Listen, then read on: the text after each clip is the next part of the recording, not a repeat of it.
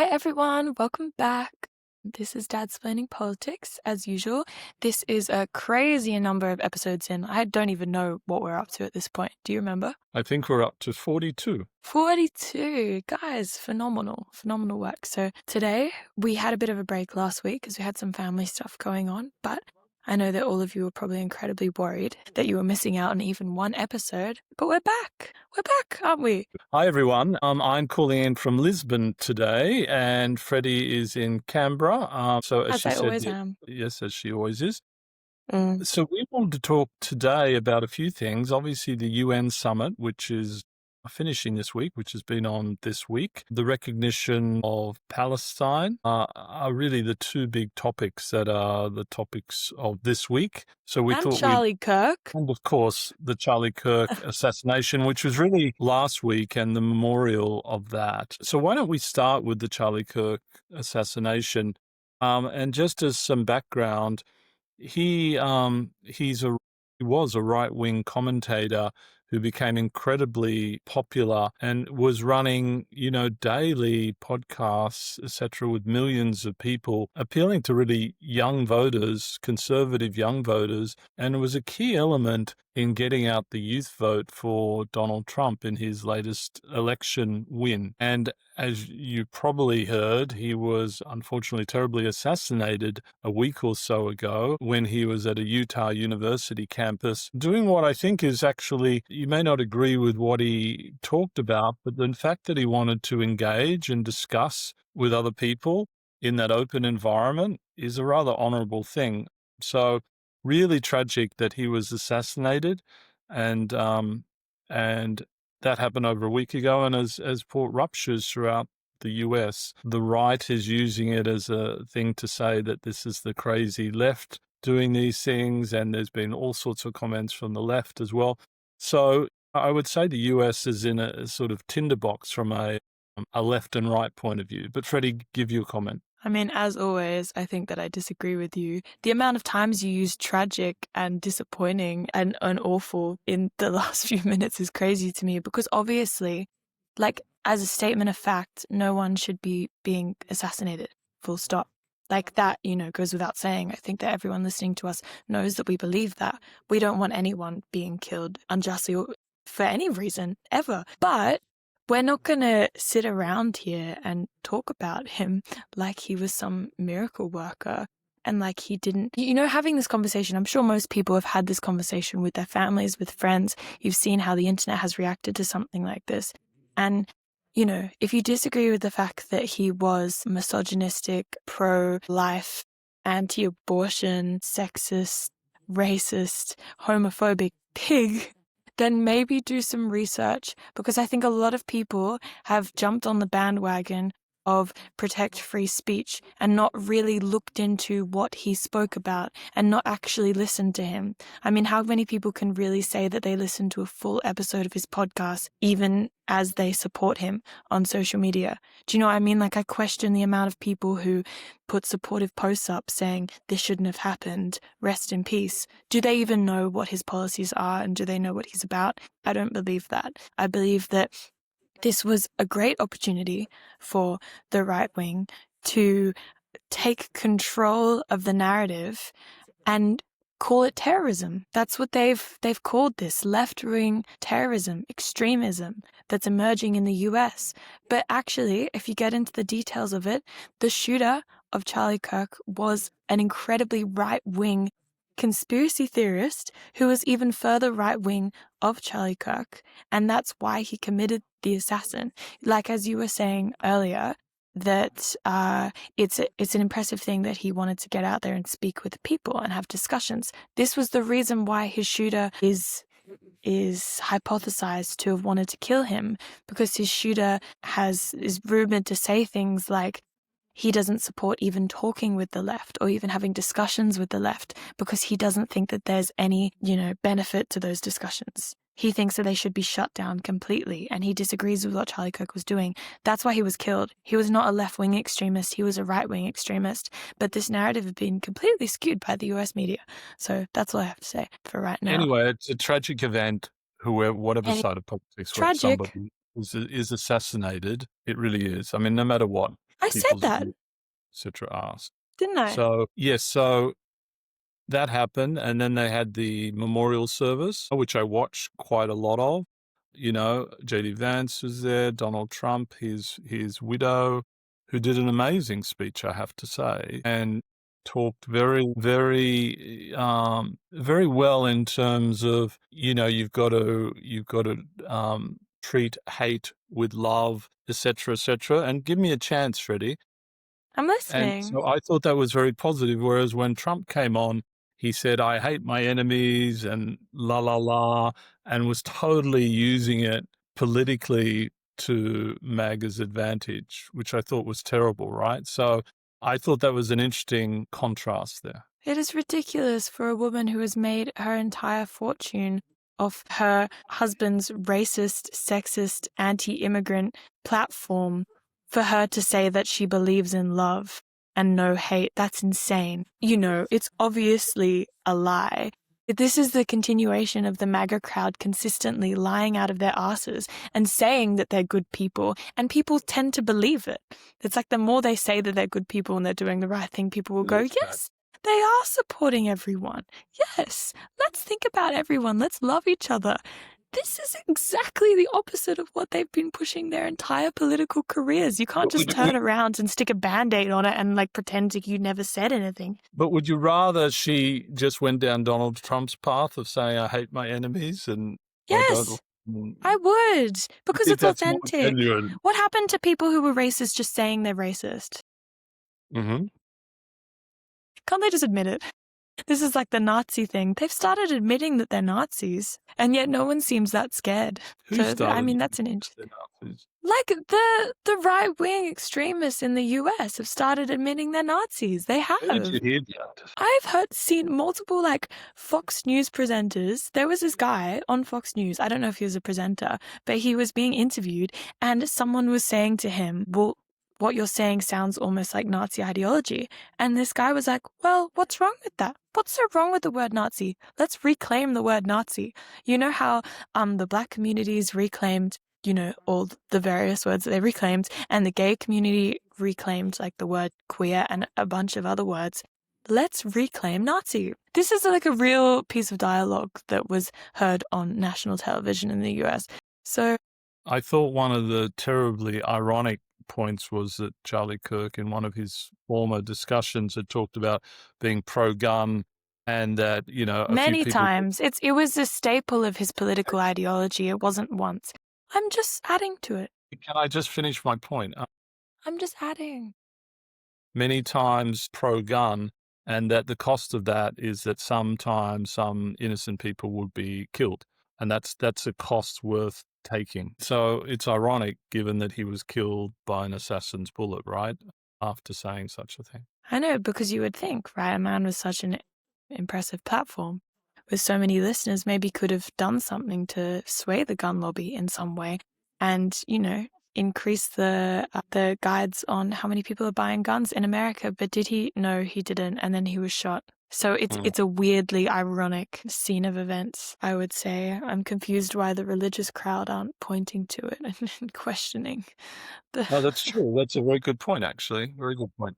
whole thing. Okay, no, I'm just gonna say, from an interesting point of view, just to look into how governments use terrorism. Authoritarian governments typically use terrorism. It's a thing that a lot of them do. So in a lot of countries around the world, governments will say, like the Chinese government, for example, will say the Uyghurs, you know, are a really dangerous ethnic group and they are committing terrorist acts, so therefore we have to put them in concentration camps. That's something that happens in, you know, even in Germany during World War II, I'm sure that they said the Jews are dangerous, so we have to put them away. They're dangerous and they're going to commit acts against our people. This has always been the rhetoric of these governments. It has happened across the world. It's still happening across the world in so many countries, all across Africa, actually. If you look at the northern African countries, if you look at the Middle East, so you look at Syria and Iran, and the rest of these who have been in authoritarian governments in periods of time, they have always said the dangerous minority is a terrorist kind of group. Even if they're just rebelling against the government in a fairly democratic way, they always label them as terrorism. And in that way, terrorism is a way to put fear into the country, right? So the everyday citizen looks up and they goes, terrorism, terrifying. We got to lock them up. How dare they? When in actual fact, it's not necessarily terrorism. It's just a word that is used Mm-hmm. as a way to, advance the authoritarian government's ideals. So, coming back to the US, strangely convenient that 2 people in the past year or something like that have died from left extremist related events, right? So it was Luigi Mangione, he killed the healthcare CEO, and then there was Charlie Kirk. But as we know, Charlie Kirk was actually killed by a right-wing extremist, and yet the US media has gone around telling everyone who will listen that this is a terrorist-related event, when simply they're isolated assassinations. So I think it's really important to listen to those words that they are using, like terrorism, and think properly for yourself. Think independently. Is it a terrorist act, or is it simply a lone man on a killing spree? Yeah, it's a great point. It's a really great point.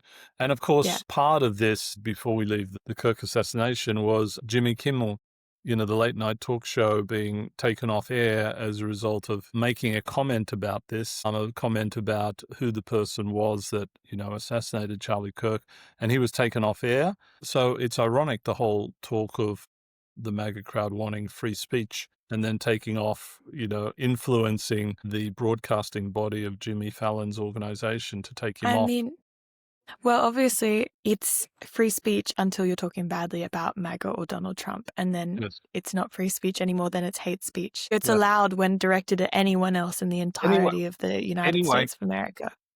Good news that he's back on air. So that's, after a few days or so. That's good news. I mean, I don't know if you saw any of this online, but it seems like after that happened and after all the late night talk show hosts started getting some heat, they all started going on air and saying fairly revolutionary, really scared. Can we move on to Palestine? Wrecking Palestine. So France, UK, Canada, Australia, Portugal, etc., have all recognized the state of Palestine, much to the disturbance of Donald Trump, because he's not in favor of it, says it gives legitimacy to the terrorists in Hamas? Hamas. Gives legitimacy. And yeah, of course, I'm sure that these opinions are solely coming from Benjamin Netanyahu, right? Because at this point in time, he's in a difficult political position even. I think we've talked about this in past episodes. But he has to keep pushing and is not halting this act of genocide. As you know, the UN Special Inquiry came out that it was genocide that Israel was committing in Gaza. Netanyahu isn't keen to halt this conflict at any time because it looks like he'll get voted out of office. So if you see the rest of the world standing up and recognizing Palestine, it's a bad sign for him. And it'll be interesting to see where he goes from there and what steps he will take, because I don't know how he can come back from something like this. No, will be really interesting. So, of course, this week has been the 80th anniversary of the United Nations, and, many world leaders around the world have been there. One of the interesting sort of side notes of this is that the US has restricted some people going to New York for the United Nations, which really goes against the whole charter of the UN. And there's, because the UN should decide who can come to their General Assembly meeting just because it's hosted by the US. They shouldn't interfere in that. Like, Khrushchev and, Che Guevara and other people in the past have come to the UN, even though the US, haven't liked them coming. They've abided by that. So there's even talk now of should the UN move its headquarters somewhere else, Geneva, for example. Anyway, they had the session, and of course, Donald Trump spoke for about 50 minutes or so, and made a joke that he and Melania were on the escalator, and the escalator broke down. And then when he was speaking, the teleprompter broke down, and he did make a funny joke about that's all the UN's given him, broken escalator and the teleprompter not working, which is kind of unfortunate. And then he berated the UN and berated much of the world, right? In terms of you've got to get your immigration under control. If you don't, you'll be destroyed. Europe, he really likes Europe, etc., etc. Railed against climate change being a huge hoax and the need to combat climate change. And clearly, crazy in many of the things he said, but was on quite a roll, and also changed his view a little bit on Ukraine and Russia, and saying Ukraine can actually over time take back all the land that Russia has got, and Russia's really weak and la la. So, I mean, a few of the topics of that session. Freddie? Yeah, no, I find it funny how you always tend to pick out the best thing that he's done. I mean, just purely from like a fascination point of view, I guess you're trying to appeal to like a certain type of people. Maybe you just want to see him doing some good because it's depressing if he's doing too much bad. But I'm pretty sure that the general feeling and discussion after his presence at the UN is that it was a complete laughingstock, and that a massive proportion of Americans were embarrassed to have such a person representing them on the world stage. Like, there were foreign correspondents and diplomats as well laughing at him from within the United Nations assembly space. If you saw the reactions of anyone's faces during his speech, it was just looks of distaste and disgust at what he was saying, and just like a sense of unbelief. It could be, Freddie, but you got to think about it. How relevant is the UN now? They're mainly funded by the US, right? I know, And but that I'm not talking about the UN. I'm talking about all the representatives of the different countries who are there for the UN. So they Okay. matter. Well, they matter, yeah, but they've got to realize, like, that immigration point is a very valid point. Europe is, really troubled by You that. think that Europe doesn't know that? Trump saying that is not going to help anything. It's just making things more difficult for them. They know the issues they have. Yeah, They've but got have it they completely taken action? handled. Have they taken action to resolve it? That's the question. You think that Trump would do a better job by creating concentration camps with alligators swimming around them? Well, I don't know. He's stopped the immigration in the US, the illegal immigration At in a the US. huge cost to human rights, and he has not stopped the illegal immigration. It hasn't stopped. I think it stopped from everything I read. No, it hasn't. Okay, where do you get that? Because, I mean, seriously, I mean, if Europe doesn't get its act together, i.e. the UK, Farage will be the next Prime Minister of the UK, and then he'll follow in a Trump strategy. This is why it's important for Europe to really take some action on this immigration point. But that's just important for the UK. That's not important for No, Europe. it's important for Italy and Greece and everyone, right? And the whole Yeah, of it is, the but what your reasoning for why it was important. Dada, I think that immigration has been a massive part of European political identity for a long time. The very idea of the European Union is saying that they are a distinct, country bloc, national bloc that is distinct from all of the countries around it. They've stopped Turkey and a bunch of other countries that have tried to become part of the European Union from joining intentionally because they want to have strict immigration. It's what makes them European, is the fact that they have strict immigration.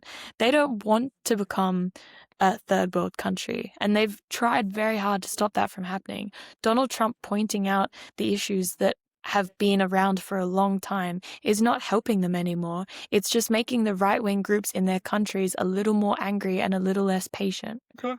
Well, that's interesting. What about, and then on the climate change side, I mean, it's clearly crazy, right? He doesn't believe in it, the greatest hoax in the world and stuff. So I then think he probably, wait, can I say? I think that he probably does believe in it, but he has enough money that it's not going to impact him. I think that you'd really be insane and dumb to not believe it. I think that these mega, mega wealthy people who have all the power in the world know that it is happening, but they have to lie about it in order to have the support of their voters, right? They have to lie and say that it's not happening.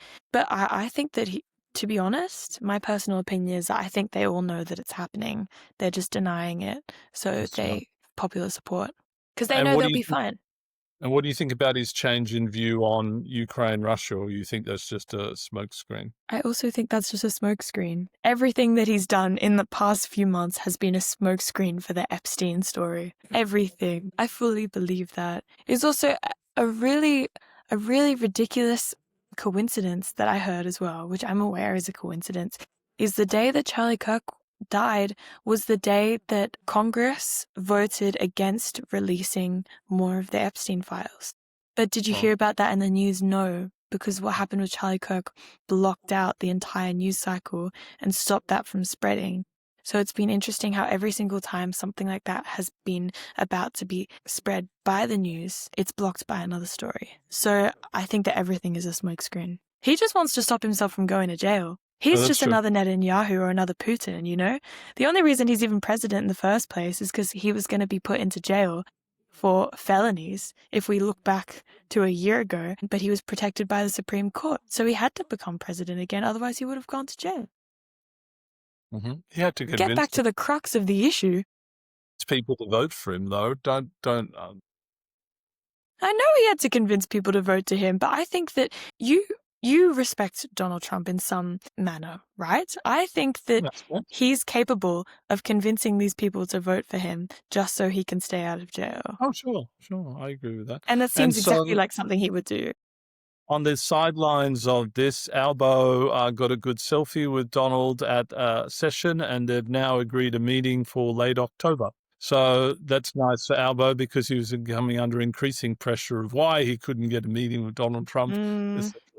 I know, pretty embarrassing. I mean, I think even the photo wasn't that impressive, to be honest. It looked like a teenage girl at her favorite pop star's concert. He's taking a selfie, Trump's smiling like he doesn't know why he's there. Albo has this beaming grin on his face, like, finally, I've done my job. My country's going to be proud of me. I was like, God, you should have hoped a little higher. I don't think this is the best it's going to get. That's terrible. And did you see the funny thing with Emmanuel Macron being stopped in his motorcade because the Trump motorcade was coming through, and he called Donald on his mobile and said, "Hey, I can't get through because of your motorcade."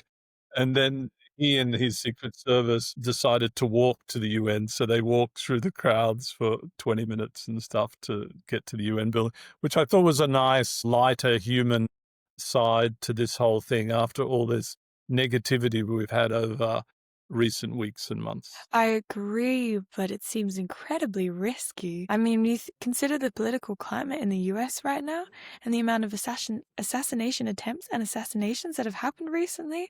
Emmanuel Macron walking through the streets without preparation, without like shooters on rooftops protecting him. It's very risky from my point of view.